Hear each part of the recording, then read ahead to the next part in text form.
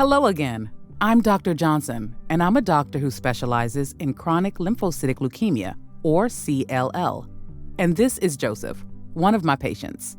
Welcome back to the CLL Collaborate series. In the first video, Joseph and I talked about the important role patients play in their care and treatment decisions.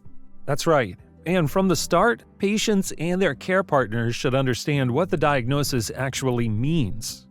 Dr. Johnson, can you please explain what CLL is? I'd be happy to. CLL begins in the cells in the bone marrow, white blood cells called lymphocytes, and then goes into the blood. It's the most common type of adult leukemia. The condition is typically diagnosed through a blood test and confirmed by a bone marrow biopsy. Each patient is different, but some people may have symptoms that lead to testing for CLL.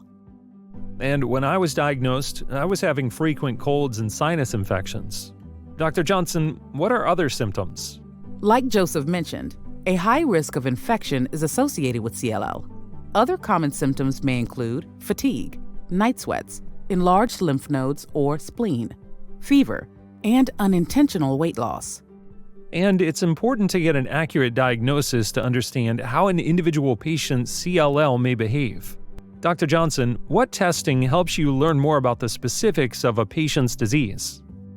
This is important as no two CLL patients are the same. So, we should conduct essential testing at diagnosis to get more information about how a patient's CLL may progress, and the results may even help guide treatment options. In addition to a complete blood count, or CBC, tests may include flow cytometry testing, cytogenetic testing, fluorescent in situ hybridization, FISH for short, molecular testing, and imaging tests, such as a CT scan. Your doctor should review the results of these tests with you and make sure you understand how they impact your CLL care and treatment decisions. Right. It's a good idea to discuss the results with your doctor before you begin conversations about your treatment options. So, what other proactive steps can you take to understand your CLL diagnosis? Make sure you understand the specifics of your unique CLL, how it will impact your lifestyle, and if there are symptoms you should be looking out for. Ask whether you have had all key testing and discuss the results with your doctor. Find out if there are any indicators that your CLL is high risk or fast growing. And finally, when it's time to make treatment decisions, ask which tests will need to be repeated. Great advice. Don't forget to download the resource guide that goes with this video. It provides an overview of the information we covered.